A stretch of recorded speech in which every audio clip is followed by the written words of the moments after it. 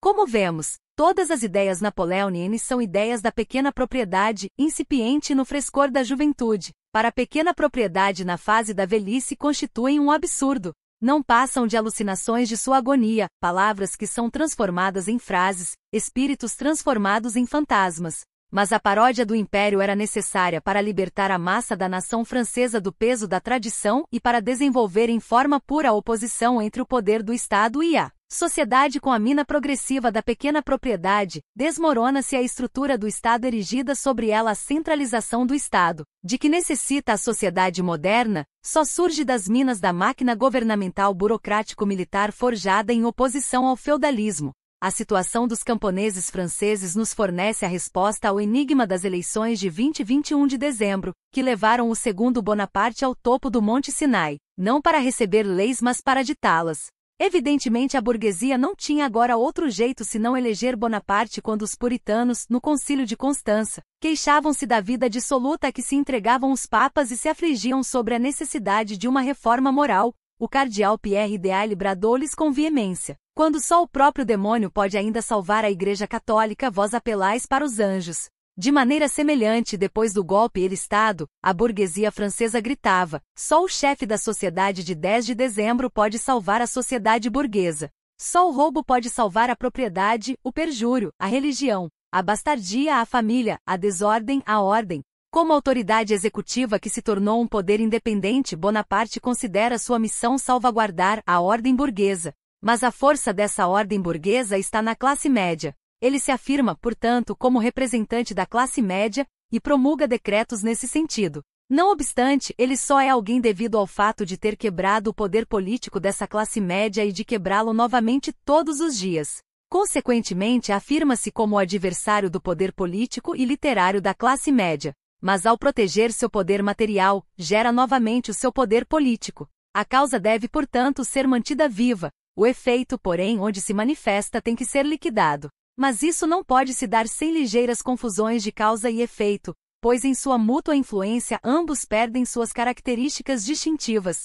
Daí, novos decretos que apagam a linha divisória. Diante da burguesia, Bonaparte se considera ao mesmo tempo representante dos camponeses e do povo em geral, que deseja tornar as classes mais baixas do povo felizes dentro da estrutura da sociedade burguesa. Daí novos decretos que roubam de antemão aos verdadeiros socialistas sua arte de governar. Mas acima de tudo, Bonaparte considera-se o chefe da sociedade de 10 de dezembro, representante do lumpenproletariado a que pertencem ele próprio, seu entourage, adeptos que cercam um líder, seu governo e seu exército, e cujo interesse primordial é colher benefícios e retirar prêmios da loteria da Califórnia do Tesouro do Estado. E sustenta sua posição de chefe da sociedade de 10 de dezembro com decretos, sem decretos e apesar dos decretos. Essa tarefa contraditória do homem explica as contradições do seu governo, esse confuso tatear que ora procura conquistar, ora humilhar, primeiro uma classe depois outra e alinha todas elas uniformemente contra ele. Essa insegurança prática constitui um contraste altamente cômico com o estilo imperioso e categórico de seus decretos governamentais,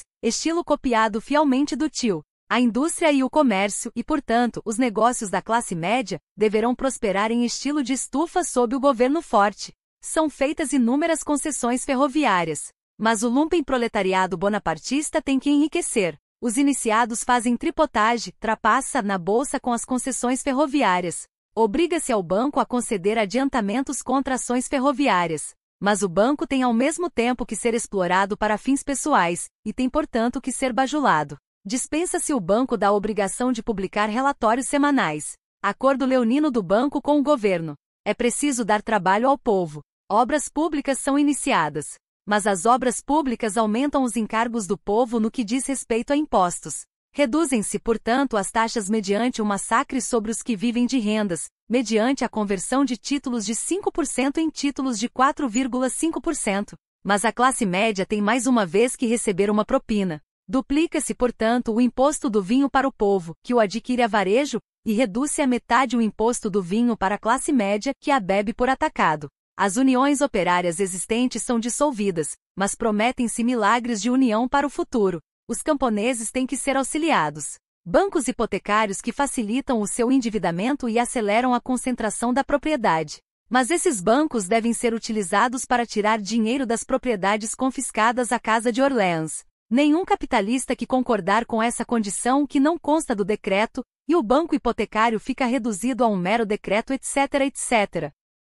Bonaparte gostaria de aparecer como benfeitor patriarcal de todas as classes, mas não pode dar a uma classe sem tirar de outra. Assim como no tempo da Fronda dizia-se do Duque de Guise que ele era o homem mais obligé da França porque convertera todas as suas propriedades em compromissos de seus partidários para com ele, Bonaparte queria passar como o homem mais obsequioso da França e transformar toda a propriedade, todo o trabalho da França em obrigação pessoal para com ele. Gostaria de roubar a França inteira a fim de poder entregá-la de presente à França, ou melhor, a fim de poder comprar novamente a França com dinheiro francês, pois como chefe da sociedade de 10 de dezembro, tem que comprar o que devia pertencer-lhe. E todas as instituições do Estado, o Senado, o Conselho de Estado, o Legislativo, a Legião de Honra, as medalhas dos soldados, os banheiros públicos, os serviços de utilidade pública, as estradas de ferro, o Estado-Maior da Guarda Nacional com a exceção das praças, e as propriedades confiscadas à Casa de Orleans, tudo se torna parte da instituição do suborno.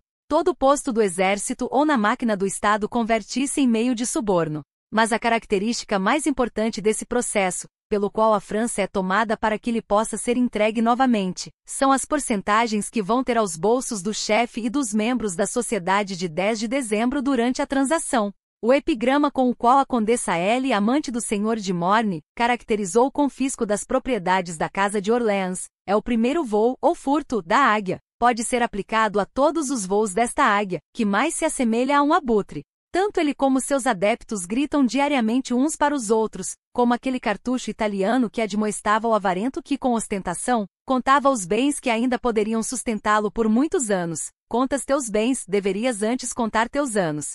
Temendo se enganarem no cômputo dos anos, contam os minutos. Um bando de patifes abre caminho para si na corte e nos ministérios, nos altos postos do governo e do exército, uma malta cujos melhores elementos, é preciso que se diga, ninguém sabe de onde vieram, uma boêmia barulhenta, desmoralizada e rapace, que se enfia nas túnicas guarnecidas de alamares com a mesma dignidade grotesca dos altos dignitários de Soulouque.